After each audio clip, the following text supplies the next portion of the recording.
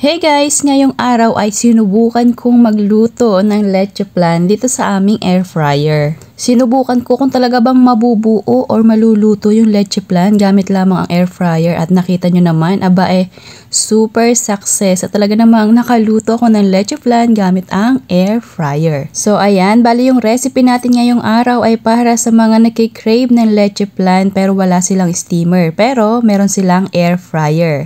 So guys, alam nyo ba na pwede palang magluto nitong leche flan dito sa air fryer. At sa totoo lang ay mas madali pa nga. So una nga ang aking gagawin dito ay nagtunaw ako doon ng asukal. Kagaya din ng karaniwang pagluluto ng leche flan. At ito nga gumamit ako ng 8 peraso ng egg yolk. Wala namang pinagkaiba sa pagluluto ng leche flan sa air fryer. Bali yung atin lamang pinakang paraan sa pagluluto yung magiging iba dito. So binati-bati ko na nga yung ating egg yolk at syempre maglalagay po ako dito ng isang malaking lata ng condensed milk. Naglagay din ako dito ng isang malaking lata ng evaporated milk.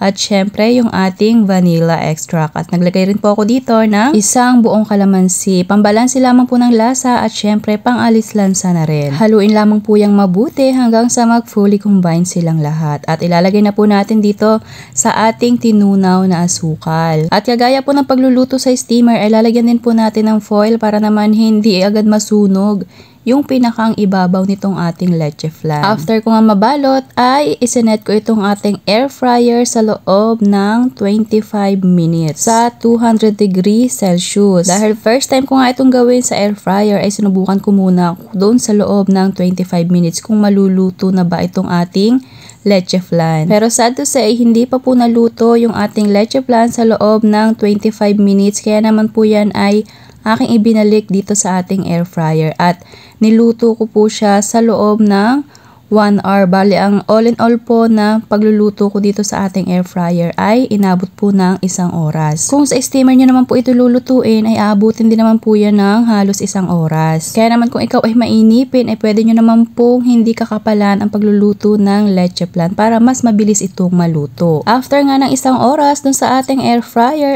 eto na, naluto din itong ating leche flan. Akala ko nga hindi kakayanin dahil sobrang kapal nitong aking leche flan na niluto. Ayun naman, kinaya naman siya, yun nga lang, inabot siya ng 1 oras. So pinalamig ko po muna yan at nung malamig na nga ay aalisin na natin dito sa ating llanera. Medyo kinakabahan pa nga ako dyan kasi baka hindi ka ako naluto or mabuo yung ilalim niya kapag inalis ko sa llanera. Pero na-amaze naman ako at ayan napakalapit sa pagka-perpekto ng pagkakaluto nitong ating leche flan. O diba, kung nagkikrave ka ng leche flan pero wala kang steamer pero available naman sa kusina nyo ang air fryer, solve pa rin ang cravings mo.